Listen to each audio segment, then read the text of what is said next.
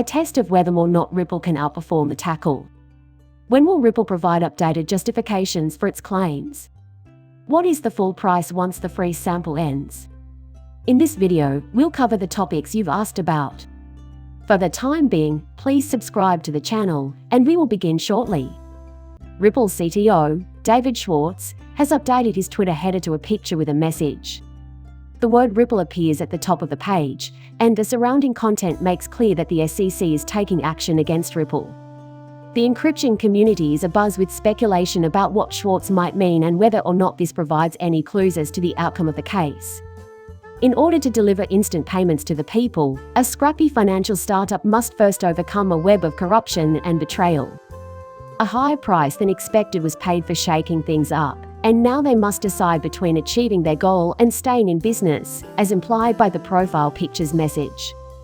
Many crypto enthusiasts are scratching their heads over the meaning of this tweet from the RC2 of Ripple and co-creator of XRP Ledger, so many have shared screenshots of it and remarked on them.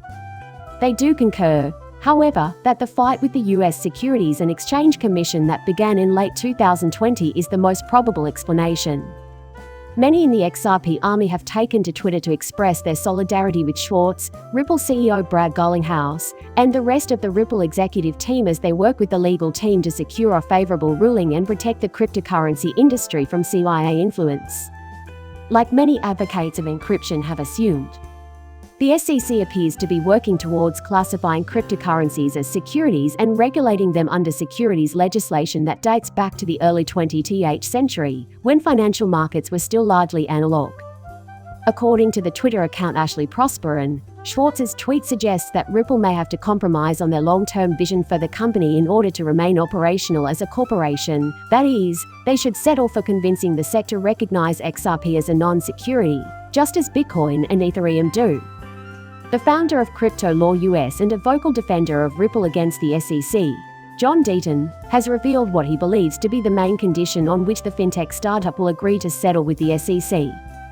This, according to his most recent Twitter thread, is the case if the SEC approves documents declaring that XRP is not a security, which would apply to all sales of XRP, past, present, and future, and to secondary market artist sales by any person or business, including cryptocurrency exchanges.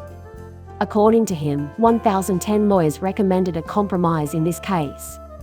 As Deaton sees it, Ripple would rather fight for complete control of the Bitcoin market than accept any form of compromise. Because of its moral duty to its owner, he thinks Ripple will have to pay a settlement.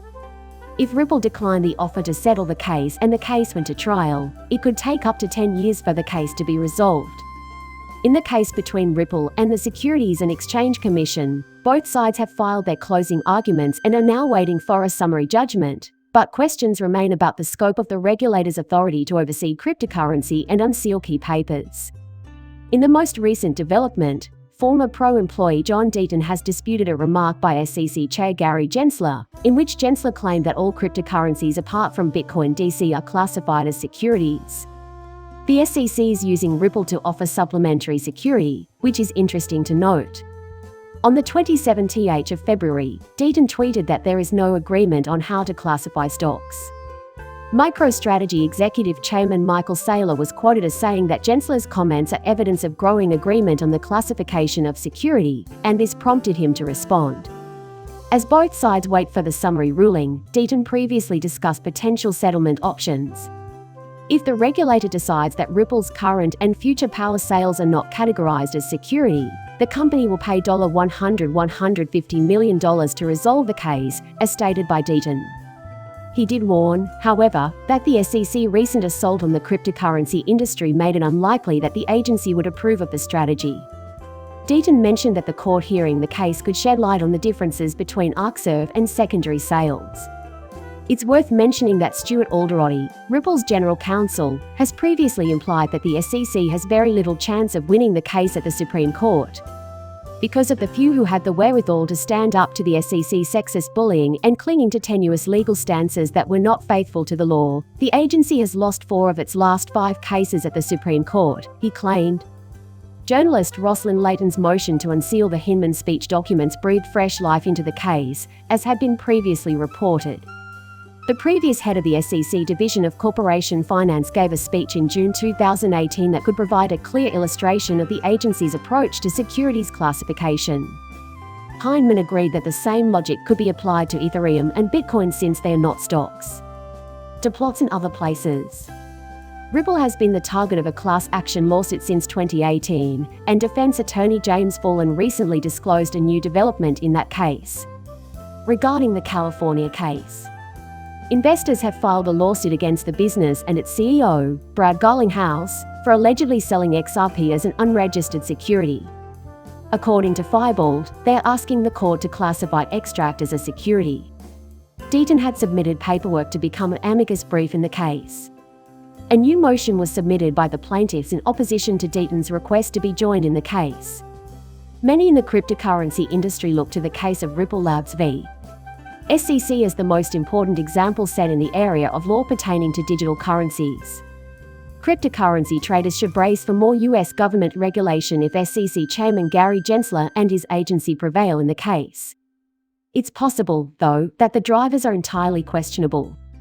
In July, Crypto Law, a website established by attorney Johnny Deaton, used the so-called Gensler files to reveal shocking information about SEC Chairman Gary Gensler and show that he may be acting in the best interests of others.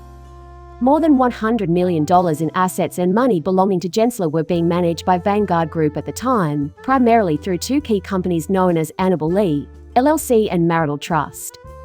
When Gensler's public schedule shows no significant meetings with crypto-related firms, but at least 7 with Vanguard Group, a conflict of interest remains at a time when not only Ripple is battling the SEC operation choke but the entire sector is under attack. 2.0. Gensler's obvious favoritism for major players on Wall Street is becoming increasingly obvious. Fox Business Alina Terrett noted yesterday that Gary Gensler's September public schedule had been posted to the SEC website. Meetings with Vanguard, China's ambassador Nicholas Burns, and BlackRock are among the highlights, along with 4 conversations with CFTC head Rostin Behnam and 2 with his predecessor, General Counsel John Coates. It's worth mentioning that since becoming chair, Gensler has given the Vanguard Group unfettered access to his office, and the group controls $100 million of Gensler's personal wealth. This is what Deaton said. Deaton recently mused on the possible motivations behind the SEC crackdown on Ripple and the cryptocurrency industry at large.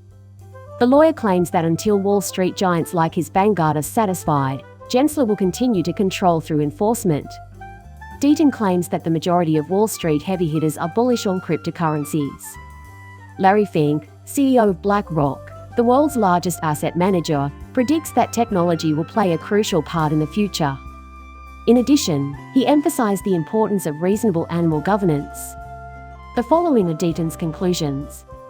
Based on the findings of Deaton, the precedent set by Ripple's regulation of cryptocurrencies could pave the way for the U.S. agency to acquire authority over all tokens, which would ideally include all secondary market transactions.